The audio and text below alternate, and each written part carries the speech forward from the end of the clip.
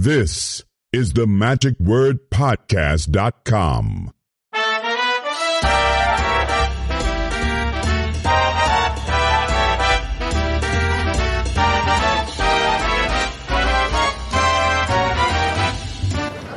Hello, this is Scott Wells for the magicwordpodcast.com, and we are winging our way now on our magic carpet southwest, or we're about to board here shortly, heading for Las Vegas. Going to the Magic Collector Expo should be great. One of the highlights this year, of course, is going to be getting to visit with David Copperfield for his museum. And we had done that a few years ago, but he's always changing. And I've been there 2 or 3 times, and every time I've gone there, not only new things that, of course, you didn't see the last time, but also he has it configured a little bit differently, it seems like, over the last few years. So I know we had moved the convention last year to a different location, so this way that he could have some more time to kind of put this thing together. So I'm looking forward to seeing what he's done with it here this year.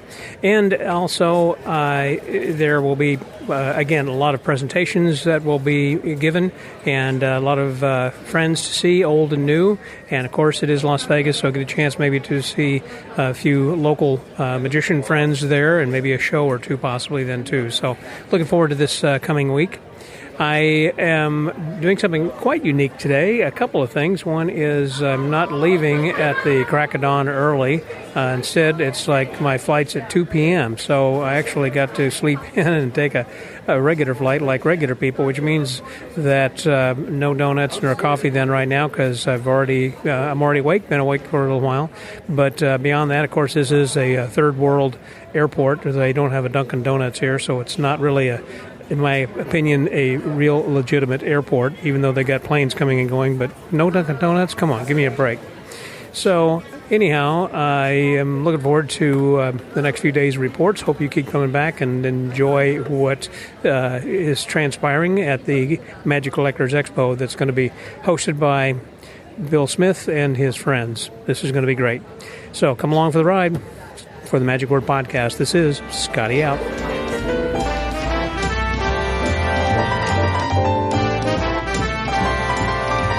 We are in Las Vegas. Yes, indeed, ladies and gentlemen, and we finally arrived. It was a wonderful flight, nonstop, loved that. And then once we got here, had a little dinner last evening with my travel companion, Dick Olson, who is with me here this morning. Good morning, Dick. Good morning. Good morning, Scotty. And then we also went out to a fabulous party. We were invited to crash, thanks to my sister from another father, which doesn't sound quite as cool as a mother from a brother from another mother, but here she is, Gay Blackstone. Okay. Good morning. It is a good morning. If we're happy to see you. You're right. It was, the party was terrific, but what was even more fascinating was their home. Oh, my goodness. Which is like a little mini museum. And I have never been to their theater in Switzerland, but apparently there's... This is Ritonio and Natalie, by the way. Yes, yeah. Yes, thank you. Ritonio and Natalie. And apparently their theater in Switzerland is 40,000 square feet of all memorabilia around the theater. But, I mean, it was... I walked in and there were like 20 puppets, very large puppets, sitting on the sofa, and I joined them. Yes, and if you want to see that picture I took of her, you can see that if you just go to the magicwordpodcast.com. There's a link there, a picture there, that will show you sitting on the couch. There's no other... Actually, I think it's only 4 selfies. I mean, because there's no other room to sit because of all of the event dummies and everything, event figures. I guess we could sit on the floor because they were on the sofas. But the rest of the stuff, I thought that throughout the house and Gay was so eclectic because, as Dick had pointed out, they had things from NASA, astronauts, Game of Thrones. I mean, as well as, of course, just throughout the entertainment business. It was not just magic stuff. Michael Jackson, they had his statue and some other things. Computer or something. Yeah, it was amazing. Yeah. Everything that you see. They also had, from the neck down, Marilyn Monroe in a white bikini. Yes. And there was a picture of her head above it. It was lifelike in the feel also. Someone Very had said, surreal. Someone said, I think it was a sex doll at one point because it has, I said, well, I wouldn't know, but it did have a kind of a squishy, skin-like feel, texture didn't to touch it. it. You should have touched it. It was odd. It's like, ooh, it's weird. It's very weird. I touched her arm, by the way, in case people are listening, wondering.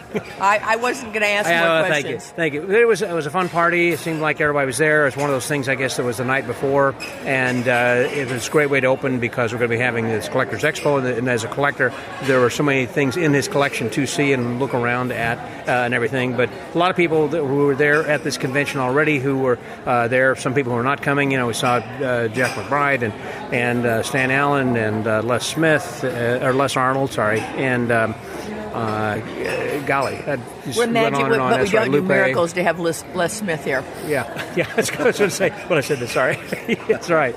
So, what are you looking forward to doing? Oh, by the way, I talked with Connie Boy. She's going to be giving a presentation this week also on Women in Magic. Okay, I just saw her latest permutation of the lecture in March at the Mystify. It has grown by leaps and bounds because of her information and her knowledge that she has been able to find from other sources. Right. So I'm even looking forward to seeing it from something, a month later, because it will be, I know, sensational. She has done such great research. And if you don't know, from the Vanish magazine article that she did, it has now grown into a book. And no, is that available, or is she? No, it is.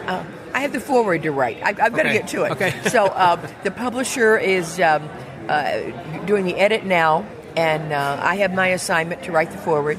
So I'll get to that soon. It's on my list of things to do. Yes. Which, by the way, whatever you've been doing, keep doing it because you look marvelous. You've lost some weight. I know. Listen. I am almost into illusion size again. Wow. I mean, in fact, funny thing was, I was producing a show recently, and T2 was there, and he said, "Gay, what happened?" I said, "It's been running after a 3-year-old because you're also keeping up with the let. You are so exhausted that you're too tired to eat," and that's a title for the next TV show. Maybe that it was keeping up with the let. Yeah, it could be. But anyway, I popped into an origami, and it closed right up. Wow. So I thought, hey, I'm getting there. I'm getting, and so I thought, in between being a co-parent at this age and being in an origami at this age, both of which are rather sensational and not what were on my agendas. But, so I haven't really looked at the schedule yet to see who all is going to be here and what they're going to be talking. I'm just excited to see friends here and the Copperfield collection. It's actually, we're also probably going to do this as the last convention for BJW Jewelers. Oh, tell us about that. Well, if somebody wants to buy it. Yes, if someone wants to buy it, that would be a whole other discussion. But because it was started 20 years ago, I mean, we had a great run, but it was started by 3 dear friends. I mean, it was started as a fluke because we were in Colon, Michigan one summer, and Gene Anderson was making these tricks with string. Well, anyone who knows me knows that I do get easily bored. And not just at magic conventions or magic shows, but I do. That's just me. I get easily bored. So I picked up some of the string and was playing with it, and suddenly I had it on my arm like a bracelet. And Gene said, "How did you do that?" And I said, "I have no idea." So Gene and Robbie masterminded it backwards, deconstructed it, figured it out, and Robbie said, we should do a jewelry business. We could make this in sterling silver, and we could do other magical jewelry pieces. And we did. And with the 3 of us, we kind of all had our own jobs. I mean, Robbie was doing the accounting and things. It was Robbie Wilmarth. Robbie Wilmarth, yes. Wilmarth's wife. BJW, yes, she was the W, Phil's wife. And so she was doing the accounting. Harriet was the shopper. Harriet Jacobson. Yeah, Harriet Jacobson was the shopper of all of us. And because in Michigan, there are so many little artisans left over from the 60s, so Harriet found this underground of artisans who would then create these things. I mean, we had people who created a Jacob's Ladder bracelet. They were true magic things. Not all of them knew about magic. Yeah. They just had ideas and would work it out, and we would go, and sometimes I would kind of help deal with that. And then, as I said, because I had come up with the impossible bracelet, and we did that at our suppliers. So she did that, and I was kind of initially the front person. Would be at the conventions, and everybody knew me more than the other two lovely ladies. So they would come to the booth for that, and and I went to a lot of the places and things, and I would talk about the jewelry. So that was the way it started. And then we unfortunately lost Robbie a few years ago, and then with Harriet's unexpected demise a few months ago. I mean, with 3 of us, it was great fun. With 2 of us, it was great fun. With 1, you got things to do and other places to go. It's not fun for me. Just for you. Yeah. But I still have a lot of jewelry. So we're going to have a sale here, like you wouldn't believe, a sale. And so we're going to do that, and so because then also this is the perfect place. And as you said, if there is someone listening who might be interested, wouldn't have to be a woman. Doesn't have to be and if they wanted to be a co-owner or whatever. I mean, because it's not that I'm not willing and I don't still love your name to it. Love the pieces, absolutely. Mm-hmm. But it's just not something by myself that I have the time or energy to do. Because along with everything else, I produce these television shows. Masters of something. Masters of something. And I produce a tour. And, the tour has been going since 2011. Plus you're on the board. Plus I'm on the Academy. Because I was past president of the board of directors of the AMA, Magic Castle. Then I went on to the board of trustees, and I termed out there. But when I termed out last March, both boards decided they couldn't lose me because I would like to say I have historical information. Right. Other people in other fields would say I know where the bodies are buried. Right. But wherever it is, I do have this information of how certain things worked and how we did them, which doesn't mean that's the way it has to continue, but at least to have your history of why something was done and what that reasoning was for. Right. So you don't make the same mistake again. Exactly. So I am now the Board of Trustee Emeritus and an advisor to both boards. Mm-hmm. So, yes, that takes... Keep a little bit busy. I stay a little busy. Mm-hmm. Yeah. Yes. So, And I can also tell you about preschools and kindergartens in Los Angeles. So, it's like my knowledge is quite varied. I'm really good on Trivial Pursuit. Well, Gay, thanks very much. I'm looking forward to this weekend, or week, actually. This is Monday right now as we're starting, so it's going to be fun. Going to be a terrific week. Yeah. And what I had just heard is next year we're going to be having this in New Jersey. Oh, I know a lot about next year. Do you? Oh, yes. Oh, sign up now, everybody, because now I say that now. I believe it's Lincoln Center, but it could be. I believe you're exactly right. That's what this gentleman is telling me. Lincoln Center is going to be doing a magic exhibit of magic on Broadway. Wow. Now, at that point, we still hold the record for the longest-running magic show on Broadway. And many people say, but wait, the magic show ran for years. They don't realize, with Doug Henning, they don't realize the magic show was a musical that had some magic in it. It was a scripted show, musical, that had some magic.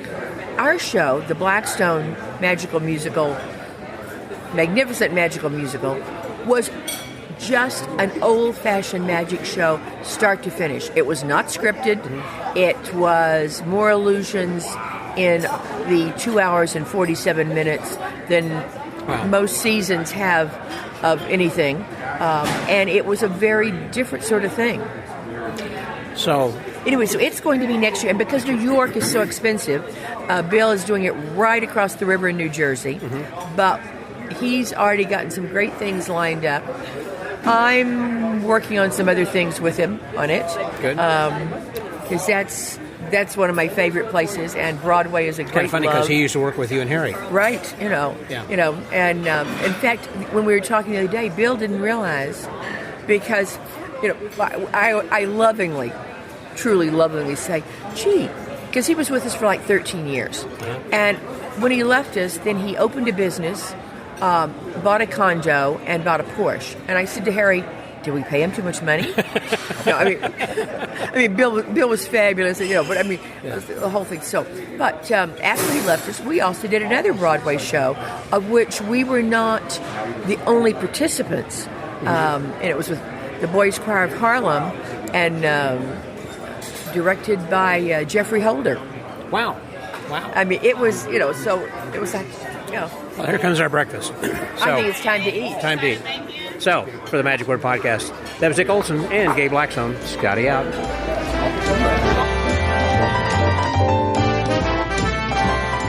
As we register for the convention at the registration desk, now it's kind of died down a little bit, I've got with me here a person who actually works for Bill Smith. And, of course, Bill's the one who is organizing the convention here. But when I say works for him, actually he works in the shop with Bill, fabricating illusions and things. I've got Fernando Castillo with me. Hello, Fernando. Hi, how are you? Fantastic. So we were just chatting briefly over there, and you said you've been working for Bill for how long? 20 years. 20 years. Yes. Okay. And how'd you get started? You say that your main thing is like welding and everything, I guess, and working metal fabrication. Yes, fabricating and welding. I started actually with Kenneth Whitaker, and then he passed away, and that's how I ended up working for Bill Smith. I didn't authorize this interview. What the hell? You said what were you? Are you back there pitching yourself? And you're supposed to be just handing out programs? What's going on? He was saying Bill Smith's going to come by in a minute, and he's going to say, "Hey, get back to work." Yeah. No, he's going over to David Copperfield's to get us ready for the museum. That's tomorrow, though, right? Tomorrow. Yeah, but they've got to do a bunch of clean up the place a little bit and do that. So, Man, but you're I really will getting talk to you working. later. Yes. At the end of the week, like we normally do. So, but yeah, but That and clean pick up. up the pace. Okay. Sorry. Just as he predicted, right there. Okay, so, Fernando, yeah, you've been with him about 20 years, and you were working then before, and then did Bill take over at that time from Kenneth, or? No, he already had his own shop. Okay. And what happened was that when he passed, he had a partner, Paul Haynes. Mm-hmm. This is back in the other shop. That was actually Creative Illusions. That was the name of the shop. And Before it became Bill Smith Ventures? No. Ventures. Bill always have his Magic Ventures. Oh. This is the other shop of Ken Whitaker and Paul Haynes. Oh, I see. Yes, and so when Ken Whitaker passed away, Paul Haynes took over. He did a show called Spellbinder, and it didn't work. So the company closed. And then Bill had an accident and broke his collarbone. And that's how I end up in the picture, through a friend of his, a friend of mine. Forgot his name right now, but he was the one that talked to Bill and said, you should hire Fernando because he knows everything about illusions. And that's how when Bill knew about me through Ken Whitaker. So that's when he called me. He says, hey, I broke my collarbone. I cannot work. Can you come work for me? And I was actually looking for a job. So thank God everything worked out well. Stars aligned, everything's perfect. I started 20 years ago with Bill. How do you like it? I love it. We were just saying before we got online, you said, who would have known that I was actually going to be working in building illusions? You never thought of that as a kid. You know, Didn't think of that as a job. I didn't even know that something like this exists, to be honest. And I was going to church, and I met somebody that was actually working for Creative Illusions. And that's when they told me that they do illusions for the magician, and it came like, how is it? What is that? You know? And that's when I asked them, do you think they can hire me there? Yeah. And the person that I was talking to was the son of the guy in charge. So they say no. The dad says no. Yeah. No, I don't want to say anything about you. You can go if you want. I said, so, okay. So I went, and I said, well, I knew about the shop through somebody in church. His name is Carlos Jimenez, but he's not recommending me. And Ken Whitaker at that time, he said that I was too young, and I wasn't going to be there on time, and I was not going to... Like a teenager at the time? I was 24. Okay. So, and I told him, I said, hire me for 2 weeks, and in 2 weeks, you don't like the way I work, just pay me and I leave.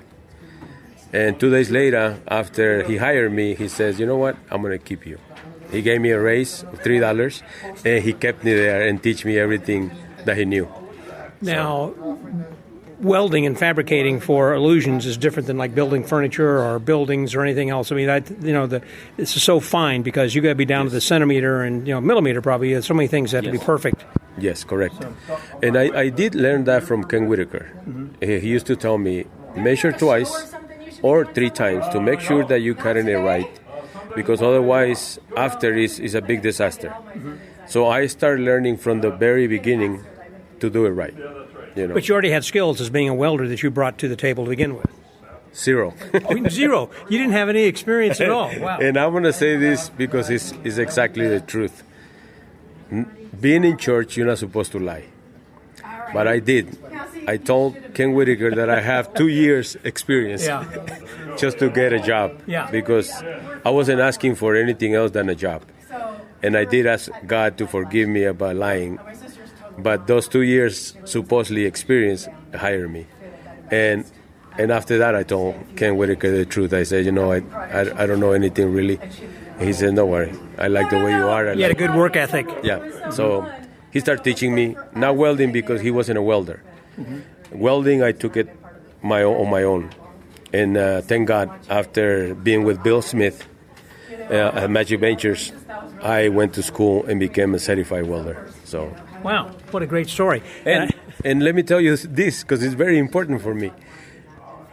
I wanted to become certified, but it was a lot of money, $7,000, $8,000, depends, $4,000, depends what you really want to do.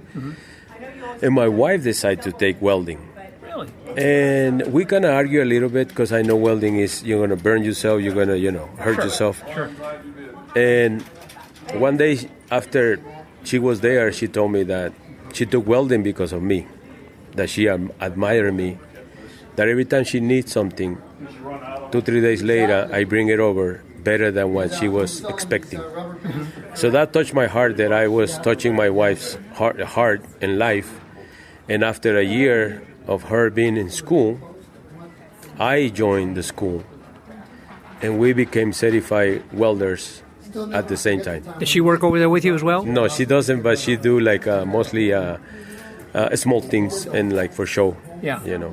But it was a great thing. What a great story. Yeah. And I think it's wonderful also that you're setting an example for other people who might be interested in doing something like this and following a lead. So, wow. And you've been doing this for like 20 years there. 20 years for Bill Smith.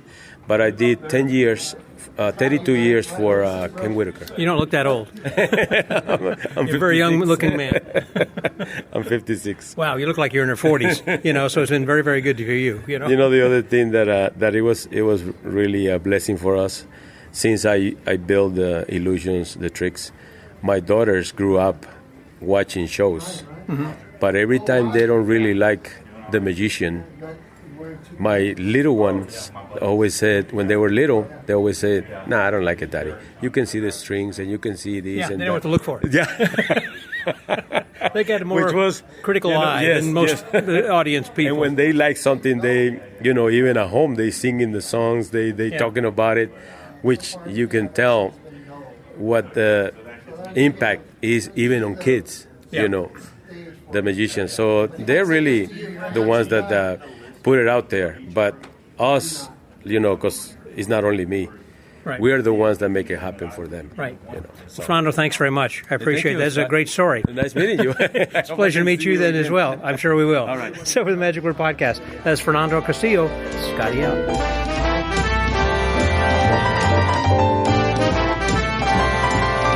I haven't left the registration area yet, and I have a feeling this is going to be a long day and maybe a longer podcast. So hope you guys can strap in and enjoy this.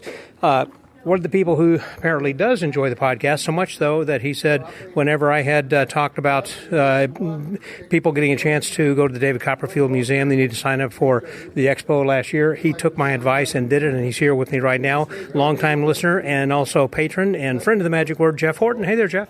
Hi, Scott. How are you? I'm fantastic now that I personally get to meet you face-to-face over here. So glad to do that. It's an honor. It's an honor. Yeah, good to finally see you face-to-face. I've been listening for a very long time. Fold my laundry, take car rides. There you are along for the ride with me, whether you know it or not, and keeping me good company. Well, I'm often wonder where it is that people listen to the podcast. Some people say they're out walking their dog or they're at the gym or whatever. So Sure. Yeah. So it was probably about a year ago or so. I think more than that. Maybe not this past summer, but the one before. You had mentioned the Collectors Expo and put it on my radar. Of course, the highlight being the tour of the Copperfield Museum. So I quickly put it into my phone on my calendar, And I was a little concerned because it was open to alumni of the Magic Collectors Expo. I think the first year was whether you had been to one before, then if you'd been to last year's. And I'm thinking, with only 200 registrants, there's no way that, I'm going to get in. But here I am. Well, thanks to you. You're welcome, and you're welcome. I'm glad everything all worked out the way that it has then as well. So you're obviously looking forward to the going to the museum tour, but because you've never been to an expo, you really don't know what to expect for the rest of this then necessarily as far as the talks and everything. I assume that you've had a chance now to register to kind of digest the schedule and see some of the speakers and what the dealers and whatnot. I have. So I was here bright and early, 10 a.m. registration opened, and had the chance to brush elbows with a lot of the alumni of the expo, and they shared a lot on what to expect. Just a very friendly, small, relaxed convention. Absolutely. Yeah. So, it's exciting. What other conventions have you gone to, magic conventions? Let's see. Well, there's the NEMCon, the New England Magicians Conference. Which, so you're big time. You are interested in history. It wasn't just going to Copperfield's museum, but it's the history in general. That's admirable. Well, I am. So not NEMCA, but NEMCon, which is the New England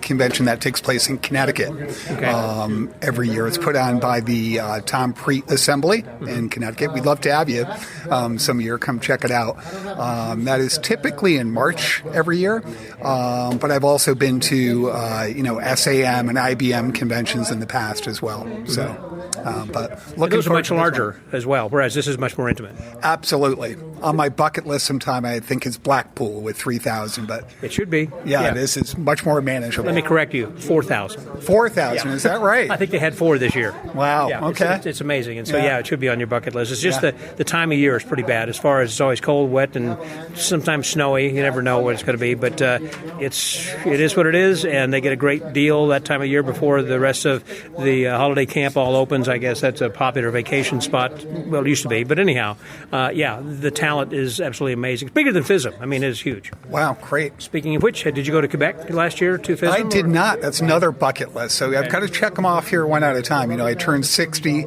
back in September. So, might as well fast forward and do as much as I can. There you go. Yep, so, as long as you're young. Go exactly, and do that. That's right. Well, this year, of course, the FISM is going to be in Turin. And so while we're talking about that, as you know, I'm up for it. Matter of fact, you were the one who had notified me. You had said. Oh, that's right. Yes. So for the listeners out there, do go to the FISM website, and from there you'll follow a link to vote online.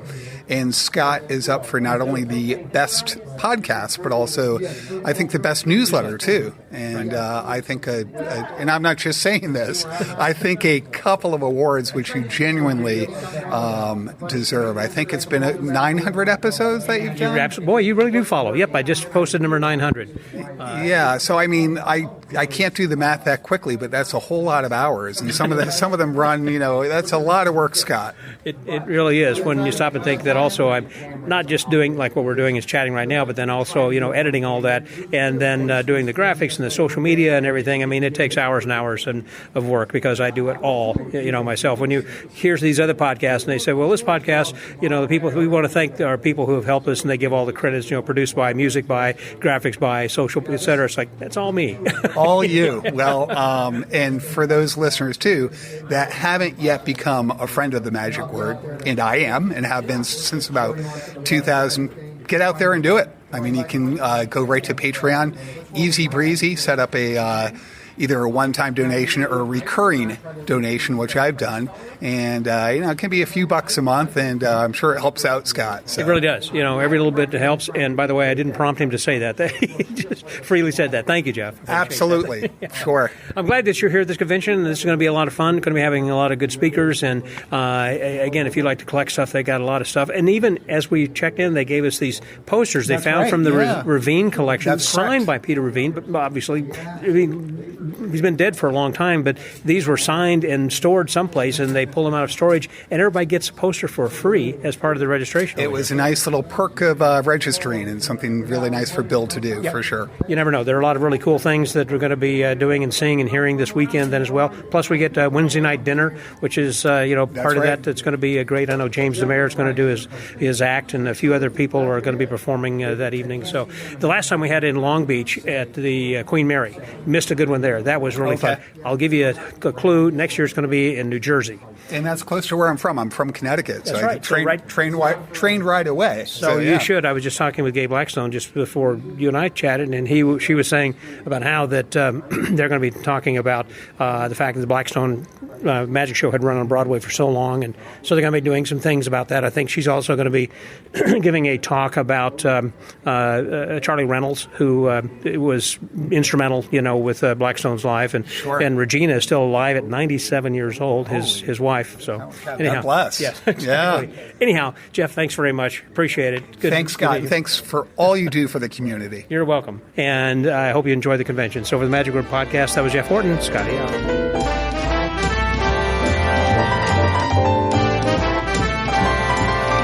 We still haven't left the registration desk. We're going to be heading down shortly to the dealer's room and then into the hubbub and bustle of activity. But there was someone who I had just met at the party last evening, briefly, and then again here this morning from New York. And he's got a new book coming out then also. Just Alan. Hey, Alan. Hey, nice to say hello to you and all the people that listen to your podcast. And so, do you go by Alan or Just? I go by either one. Some people say I'm Just, and some people say I'm Alan. It was the name of our store that we had for 40 years, and I just kept the name for my performance, so I go under the name of Just Alan. And when you're performing, what type of character do you have then on stage, or is it a close-up kind of a thing? Well, I do close-up, parlor, and stage. I'm famous for my Sands of the Desert, which I call the Sands of India. In 1997, I won first place at the SAM convention for their stage competition. And that kind of propelled me into not stardom, but at least I'm some sort of notoriety. Yeah, I'm known in the magic industry. Now, Just Alan, you said was the name of the store. Was that a Magic brick and mortar shop? Or No, I was in Woodstock, New York, and Shokan, New York. I had two stores. I sold everything people didn't need but might like, mostly luxury items for people with surplus money. I did have a magic department in both of the stores. In New York City now, I know they have a lot of different venues for seeing live magic that's open to the public. Have you worked some of those areas? I've worked in Monday Night Magic. I must have done that 2 or 3 times. That's where the name, comes to mind to me because I know Michael Chout's a good friend, and we've talked before, and I'm on the list. I see different people who are coming and going, and I know that you've been there, a few times. They've gone through different locations also. Yes, I was in their location on Sullivan Street at the old Fantastics. Me too. That was the first time I performed, way back in there when the Fantastics were, it was on a Monday. That's why they had Monday night, because that was the night the Fantastics were dark. That's right. That was the longest running play or musical on Broadway. It was very interesting because they wrote the contract, the lease for the place for the run of the show, never thinking that the show would run for 40 years or whatever. Yeah, right. It was an extraordinary show. So I think the landlord was happy when it finally closed, if he was still alive. That's true. Now, is this your first expo, or have you attended others? This is my first one, and actually I've come to see the David Copperfield collection. When I was a young fellow, I used to hang out at Lou Tannen's magic shop, and I'm told that David Copperfield has the whole shop in his collection. It's amazing. He does, yeah. So that'll bring back a lot of memories because I met and hung out with a lot of famous magicians in those days. That was Dave Vernon and Sly Dini, Frank Garcia. Harry Lorraine. All of them. Anybody that came to New York. And on Saturdays, Tannen's closed at 4 p.m., and most of the magicians would go down to the Horn and Hard Art Ornament downstairs, and I was just a kid that hung out. I hung out in the crowd around the table with all the greats, and it was just a it was a great opportunity for a young kid. Well, wouldn't it be? That's an amazing story. You stop and think about all those greats who were there, and you were experiencing it firsthand, of seeing some ideas that have later shown up in books and things. Every Saturday of my youth, it was my temple. Mm-hmm. Wow. So going to see Copperfield's museum, you said it was like a bucket list thing for a lot of people. And I know it was difficult to try to get into this convention because it's been sold out. Typically, the first people who get dibs on this are those who have already been grandfathered in from the year before if they register. So they must have. You were on a waiting list then? Or? I was lucky to be a friend of Brad Henderson's. And Brad kind of put me on the list. Great. Yeah. And I was excited to come here and see the collection. And, of course, see this convention, and I'm looking forward to it. Now, did you know David Codkin when he was going to Tannins, when he was your kid? I didn't know him, but I saw him in Tannins on several occasions as a young fellow. Mm-hmm. And I just saw him today. He was just walking through the dealer's room. Mm-hmm. So that was kind of nice. Do you ever get to any other Magic conventions?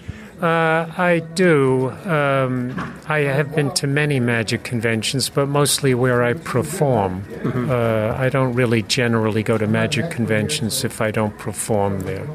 Have you been to the TAOM before? Did Brad bring you into Texas? Yes. That was maybe where I first met and saw you there. Yes, that was many years ago. That was extraordinary. In Austin, I think. It was in Austin. Yeah. The thing that I remember most about that convention is going to the Bat Bridge. Yep. Where the bats... That's a bat flight. Yes. It's an amazing tourist attraction. Well, I still remember it. It was extraordinary. The show was great. I was on the bill with Jeff and many other great magicians. But the Bat Bridge with 1 million bats coming out. Darkening the sky. Yeah. Yes, amazing. It was amazing. Do it every night. Oh, is that right? Yeah. It was just so unique to see. I think if anybody is ever in Austin, they should go see it. And I've been to Austin. I've done many events for Richard Garriott over the years, and that's been exciting also. Right. Well, Alan, thanks very much. Appreciate your time. Hope you enjoy the convention. I'm absolutely sure you will. Well, I'm enjoying meeting people and meeting you. I've listened to your podcast for a long time, and I'm just enjoying myself being with Brad and all the magicians that are here. Everybody is so friendly and open. This is a great convention. It's small, intimate. Extremely friendly. No attitude. Everybody's as sweet as can be. Yeah. Thank you so much for this opportunity. You're welcome. Alan, thanks very much for the Magic Word Podcast. That was Jess Allen. Scotty out.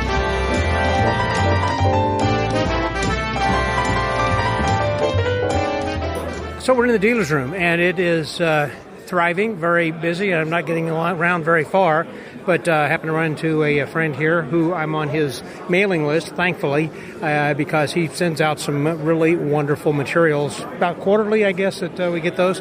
And I've got with me then James Hagy. Hey there, Jim. How are you? I'm great, Scott. It's good to see you. Good to see you, too. And the reason I wanted to stop by to chat with you is because you got a new book coming up, and I think that this would be interesting, as you say, some for non-magicians and also as magicians. I appreciate it. Yep. So there are 2 volumes to this upcoming publication about what we call animal wizards. So it looks at the experiences of non-human animals, of animals in magic performance in the 19th century, early 20th century vaudeville, running alongside societal attitudes and advances in animal law and welfare, which I teach as a law professor. So it looks at the experiences of animals, why they were used, why they were popular with audiences, why they were unpopular with certain audiences, or subject to investigation by the British Parliament, for example, in 1921. So it looks at the era from an animal welfare perspective, and then it looks at classic magic tricks and magicians and reactions that the public had, both good and bad, to magicians involved in entertainment. Is that going to be required reading for some of your students? I have been, like any good magician, I suppose, I've been rehearsing little sound bites from what is going into these books with non-magic audiences, including with my students. Right. And there's a wide range of reactions. I mean, I have students in my class who are from rodeo families, even though we're in urban Chicago. And on the other hand, I have students who are animal activists that think that if you have taught your dog to shake hands for a treat, that should be criminal because it's not natural. Right. So there's plenty of room in between those bookends for readers to make their own judgments about the use of animals in. So you leave it magic. open for interpretation. I leave it open for them. We talk about why animals at all, how they were treated, many of the classic tricks, whether it's vanishing birdcage or aerial fishing or rabbits from hats, all sorts of stuff, and anchored in magic history and with institutional collections. So there are about 500 pages between the two volumes. There are 100 pages of full-color illustrations from mostly institutional collections. Lots of images I think people haven't seen before. I've been involved in magic for 60 years, and I learned a lot every day working on this project. I really am enthusiastic about it. How did you find these particular line of cuts, and different color? I guess they were in the Library of Congress and did some research, or online, or what? They're institutional collections in the U.S., including, of course, the Harry Ransom Center, which is great, and then in private collections as well. The other thing we're doing for this just pre-publication period here at the conference makes it a little more complicated, but I'm enthusiastic about it, is if people pre-order the two books, they can do that at a 50% discount. Wow. And give that money to any animal charity they choose instead of giving it to us.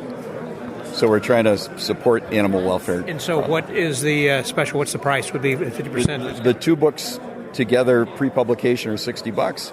So if somebody gives $30 to an animal charity, or they tell me they're gonna, then they get the two volumes for $30 and I lose money. But it's going to a great cause again. Going to any great cause they pick. I know that Lance Burton is very involved with that, and he will come in and he does his shows only if they will contribute, apparently, to the local humane societies. Oh, I see. That's great. I didn't know that. Yeah, he's very involved in that. Now, you'd also written the book Fair Tricks. Is that fair? Is that? Yep, that was here a minute ago. That Fair Tricks came out in 2019 about magicians, both domestic magicians, Houdini, Thurston, but also international magicians, mostly from Asia, who performed at the Columbian Exposition, the 1893 Chicago World's Fair. That book, too, we printed with the idea that we would donate it to charities where we spoke. And if you want to lose money, you can really do it, because that's in its fourth printing already. Wow. And we still enjoy talking about it all the time. Yeah. Well, first of all, that exposition was an amazing Columbian World Fair back, we say 1893. Yeah. And, if you ever get a chance to go to Chicago and see the remnants of what's still left there, also I really recommend reading the Devil in the White City. Yeah, that's a great book, and I think just each chapter, just oh my gosh, gives me goosebumps. Kind of going back and forth. It was well written, and I know they give tours. Don Weiberg and Joyce used to give some tours affiliated with the Chicago Architectural Foundation, CAF, over there. Exactly right. But although they don't give any more tours, there are other people who are doing tours throughout Chicago and everything. So when you get to Chicago, be sure to go by the CAF, and golly, they got Segway tours, bike tours, boat tours of just about anything, downtown, and also about the World's Fair. And it was a phenomenal thing. I'm really getting off the subject over there, but anyhow, I was going to say about the one that you're writing over here about animal wizards, that this is a book then about those magicians who have actually worked with animals? We mention magicians, but it is deliberately written, and the illustrations are picked to emphasize the animals as the star. It's their experience that we're focused on. I see. And then we look at magicians who used animals to inform what those animals might have been experiencing. Yeah. But it's so the main book, which is also for the public, looks at that with a goal to being faithful to animal welfare, but also positive about magic, and not exposing secrets, because after all, I'm a member of the Inner Magic Circle.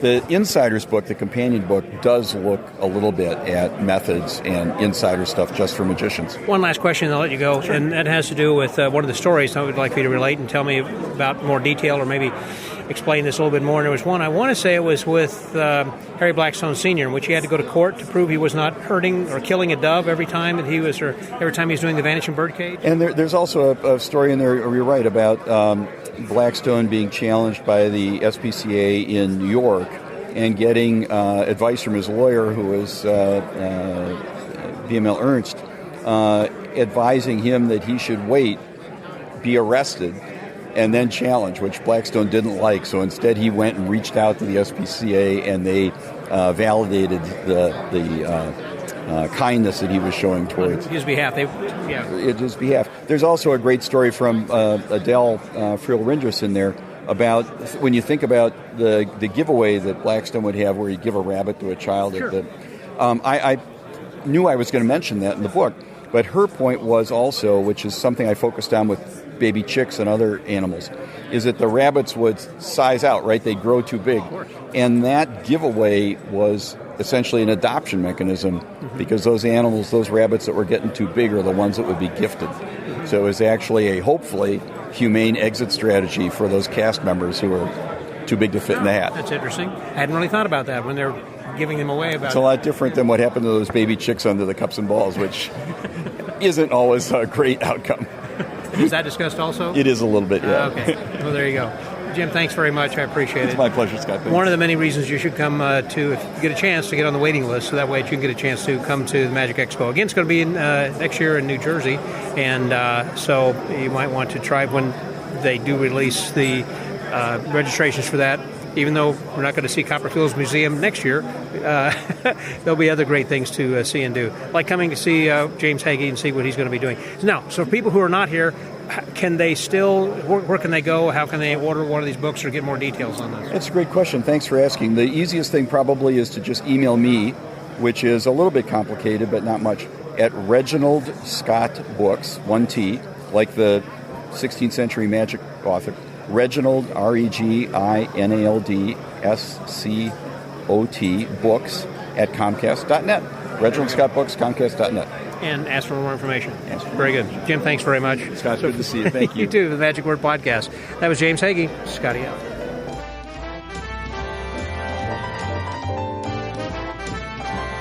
Speaking of books that are available or new books that are coming out, there's one that it was just released then by Squash Press, which is Gabe Fiore, Potter & Potter's production or publication company. And I got with me Michael Claxton right now, who's the author of this book, talking about the David my mind went blank. Price collection from Nashville. Here he is right now. Hey, Michael. Michael Claxton. Hey, Michael. Hello. Thank you very much for having me. Well, I am excited about the book, and it's just been being released here for the first time. That's is that right. This is the official launch of Saving Magic, David Price and the Making of Egyptian Hall. Now, I think that it's fascinating, and we're going to try to be as brief as we can, because obviously this is a long and detailed subject and can probably go a lot more than what the chapters are that are in the book, that you probably got another book maybe you can talk about afterwards, because I know that in the end result, whenever that Mike Caveney had purchased the collection and everything, so that probably is how the book ends. Spoiler alert. That's right. But leading up to that, he had been collecting a lot of stuff for a long time. Yes, indeed. Mr. Price had wanted to be a professional magician himself, but he broke the arches of both feet in World War II in basic training, and that ended any hope of standing on a stage. And so he eventually became an Internal Revenue Service agent. Talk about a dream going from up to down. Yeah. But he decided to stay in magic by preserving the history of magicians. And in the 1950s, he bought the Egyptian Hall Museum collection from Kenton, Ohio. It had been started by W.W. Durbin, longtime president of the IBM, one of the big wigs in Democratic politics in Ohio. And in 1895, he built a theater at his home, and he filled it with photographs of magicians. Sometimes he even cut up rare posters to put pictures on the wall. And years after he died, his collection was acquired by Tom Dowd, who sold it to David Price in the 50s. David took it home to Nashville, and that ballooned into his Egyptian Hall Museum. So he kept the name and he added to it. He mostly acquired other collections. So over the years, he bought the C.A. George Newman poster collection and the Lee Allen Estes poster collection and the Cliff Hard poster collection. And each one just brought these magnificent gems into his museum. How did he play? Did he play well with Bob Lund? I remember Bob Lund, of course, had the American Museum of Magic, and he wanted everything. Jay Marshall wanted everything, and then David Price wants everything. How do you play in that sandbox? Dave and Bob started out as friendly correspondents. and I've read some of their letters up to a certain point. They swapped information, they swapped stories and memorabilia, and then there came a dispute over a collection. And their friendship went south and never recovered. That's too bad. So it's a shame because, as you can see in this room, there's plenty to go around. There's more than any one person can fit in a house. Well, even Copperfield's collection. I mean, that's right. He was in here just looking around to add more to his stuff. Absolutely. Yeah. So it's a shame to lose friendships over all this stuff, but that is what happened. And David Price once told me, Bob Lund doesn't care for me, and the feeling is mutual. Well, I remember visiting David Price's place, and when he was showing us through there, and he was saying, I've got everybody. He said, look up your stuff. And I looked in there, it's like, I even had something about me, back in the 80s or whenever it was. I mean, I was nobody and still am. But anyhow, the point is that he had everybody, it didn't matter. It seems like, he collected everything. He collected memorabilia on any magician. He had a database with 10,192 names in it. How many? 10,192 names of magicians represented in his museum. Wow. And he often had their date of birth, date of death, references in the linking ring and genie and Mahatma, etc. And then he would indicate in the database where he had items. Maybe it was a 3-sheet poster, maybe it was a letter, maybe it was a file, maybe it was a brochure. It was incredibly cross-indexed. He knew where every single item was, and if you were interested in a magician, he would not only pull out that magician's file, he might pull out somebody else's scrapbook and say, turn to page 6, and there's a picture. See the fourth guy in the row in the back? That's... Yeah. So he spent 35 years after he retired organizing this collection. So this book, is it a book of chapters of stories about how he led up how the collection, or his edition? It's a biography of David, his whole life. Because you live in Nashville, I assume. Then. No, my grandmother and my aunt and uncle lived in Nashville, and aunt and uncle live right down the street from Egyptian Hall Museum. So I spent summers visiting relatives in Nashville. I'm from Georgia, and so I can tell by the accent. I thought that might be and so I would go see Mr. Price at least twice a year for the last 10 years of his life. Yeah. So the book is a dual biography because David Price's best friend was a magician named Paul McWilliams, who's completely forgotten today, but he was a very successful comedy performer, and he had the unique talent of being able to put 4 golf balls in his mouth at one time. I think I've seen a picture of this guy. Oh, he right was there in featured, Ripley's Believe It or Not. He was featured in Ripley's Believe It or Not, and that became his entree to working for a season at Ringling Brothers Circus, working for a season in England, and touring with the Ripley's exhibit in several different World's Fairs. Well, he and David were close friends. In 1933, they tried to create the Magicians Protective Association to stop the Camel cigarette exposure ads. Remember that? That failed. But they were good friends their whole life. So this tells the entire story of Paul McWilliams as well as David Price. David's wife almost deserves her own biography. Virginia was a fascinating woman. You may remember I met her. What I her. remember so well is because as David was showing us this, he was introduced to her, but she said, "I'm sorry, but I'm not going to be able to spend much time with you because I've got a Democratic ladies meeting or something upstairs." And she had like ladies coming over. She was very involved in the politics. She was very involved in politics. She was a field representative for Senator Estes Kufhofer. And she also was a healer of wild birds. I think I remember that she did have a little aviary back there, a lot of bird feeders and stuff. And so. She trained with a woman named Amelia Lasky, who was a legend in identifying and healing birds. Yeah. So people would bring her birds. There was a knock in the middle of the night one night. The police officer brought a bird that had flown into a building, and she was able to nurse it back to health. Wow. So she had so many different interests just in her own right. So it was a pleasure a delightful woman too.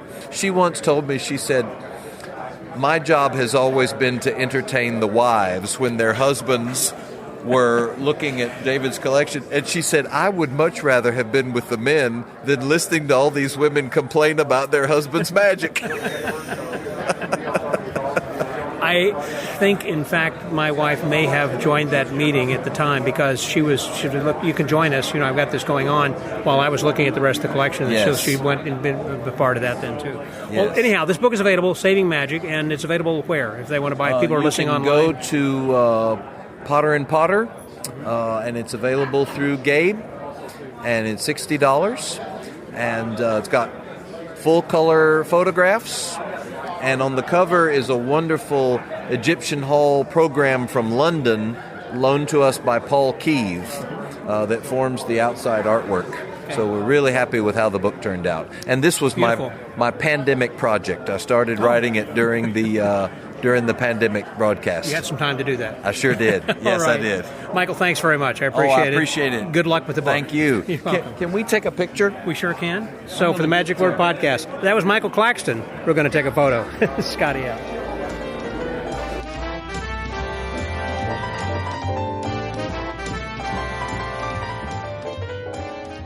One of the presenters who's going to be coming up later this week, I've got with me as a guest then right now, is David Charvet. Hello, David. Good afternoon. Hello, Scott. Good to be here. Good to have you here then as well. How are the car sales going for you up there, by the way?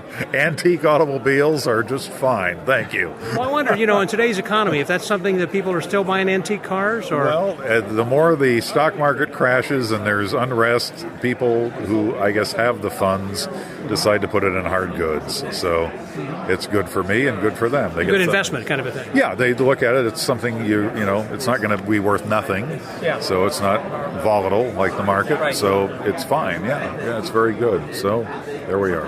Yeah, I kind of got sidetracked there because I just find that fascinating because it's really a profession, Yep. working, with antique cars. Exactly. I'm an old car guy, as we say. Yes. What is the most antique car, the most expensive, or the best car? Maybe two different questions. I don't there. know. I've sold everything from 1900 up to 2000, basically 100-year span. Yeah. I've got all sorts of odd cars. I mean, I can't single out any one because they're all great. Do you also sell cars that have been owned by other people? Let's say like a president drove or something like that, or some chic or Hollywood people. Yeah. I've had a couple. Again, old Hollywood. We're talking. I had a Packard that was owned by Brian Donlevy. That's a name no one knows anymore, but he won an Academy Award, and one of these guys. So there you are. So no, I've all sorts of weird things over the years. When I went to the Piquet Museum in Detroit. There's a Piquet. Yeah, Piquet plant. Yeah. I have a car there, actually, that was I sold. It was a Model T. Now, they built 15 million Model T Fords between 1908 and 1927. This car is the 220th Model T that was built, one of the very first. And it's different than all the other Model Ts that were built. The first 2,500 cars are completely different.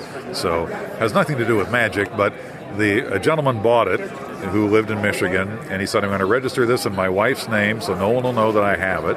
And then he basically put it on permanent display at the Piquet Avenue plant. It was car number 220, so it's the fifth oldest Model T in existence. Wow, that's kind of interesting. I remember also being there and seeing this poster talking about all of the car companies, because I only thought there were probably 12, 15, 20 companies. There were like hundreds 1,500 at one time in the United States. 1,500 in the U.S., yeah. They were competing with Ford and... Everybody. Yeah, everybody had an idea they could build a better car, and so there's a whole book called The Standard Catalog of American Cars, and it's about 1,000 pages, and has little entries like in a site like a dictionary of all these manufacturers. And as long as they built one car, they're in this book.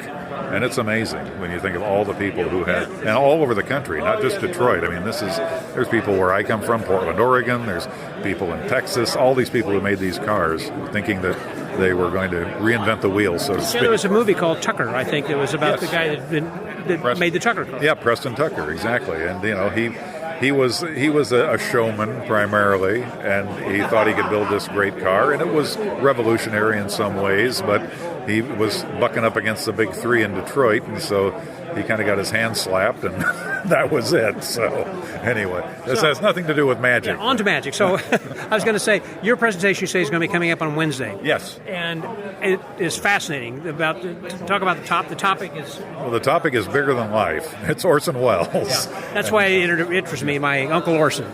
Yep. I call him my Uncle Orson, even though he spells his name differently. Yep. We're not related, but whenever I say my Uncle Orson, they say, "Wells was your Uncle Orson?" No.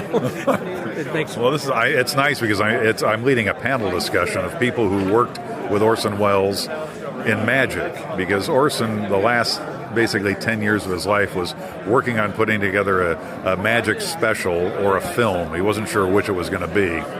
But Orson Welles spent most of his life raising money for his projects, because Hollywood kind of, they didn't trust him. He was kind of on the outs. He was on the outs with Hollywood. He really was, after Citizen Kane, which is 1941. And after that, he lost all control of his projects. They wouldn't let him do anything just by himself. So he did a lot of projects on his own, but it was always independently. So this magic, what he called Orson Welles' Magic Show, was going to be this project, and it was never finished. There are pieces of film that exist from it, which are all in Munich, Germany, at the Munich Film Museum. And I've got some of those, which we're going to be showing.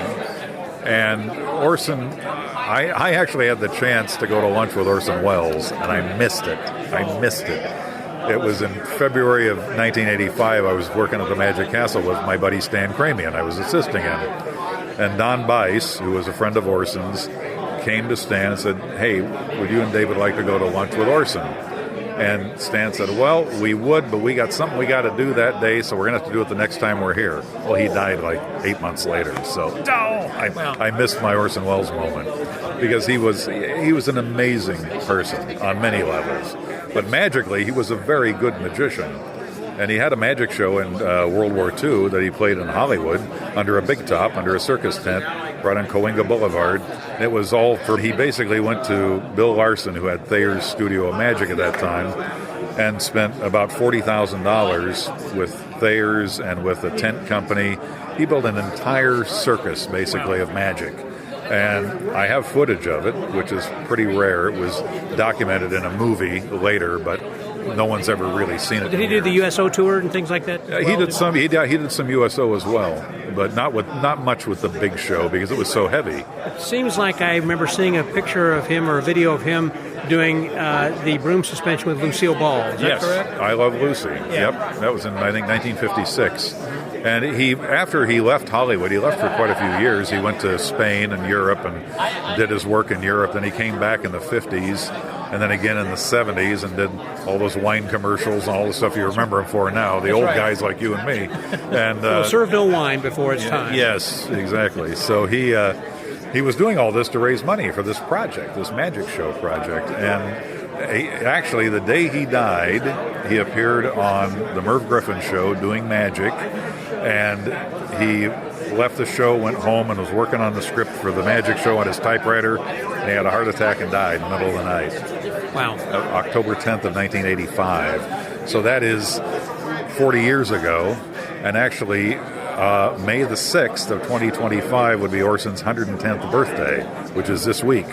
So good timing tomorrow. for this as well. Yeah, exactly. I recall, and I could be wrong about this also, that when you said he was trying to raise money and everything, but back in the early 80s, that he was, that was kind of like when the answering machines were just coming into vogue, and people had the audio cassettes that were in your tape machine that people could leave a message, and he was selling his voice for like $25. You can contact his agent or somebody, and you could have Orson Welles to say, thank you for calling, but Scott Wells is not home right now. Please leave a message. You have reached Scott Wells. He will call you back when he has time. And I've thought about that so many times. I wish I would have actually. I can't imagine it was $25, okay. but that's what I remember. Well, wow, that might have been just an urban legend, though. An Orson too. Welles impersonator doing it for you. Yeah. Probably. But the great thing is the guys who were here who worked with him, Don Bice and Mike Caveney, and Bill Smith and Alan Bracken, who all worked with Orson, they have great stories. Yeah. And to work with Orson must have been fabulous, because he was, yes, he could be temperamental, yes, he wanted things done his way, but to be directed by Orson Welles. I mean, holy mackerel, that's got to be as good as it gets. So there we are. So that's Wednesday afternoon. Looking forward to that. Me too. So good luck with that. You going to have a little pamphlet or something you're going to be selling with on? I actually have nothing this year because they're doing all the talking. The guys are. I'm panel leader. I'm setting it up. I'm doing the setup. I got you. But there's some great pieces of film that again have never been seen before, so that'll be fun. Looking forward to it. David, thanks again. Thank you. For the Magic Word Podcast, that was David Charvet about Orson Welles. Scotty out.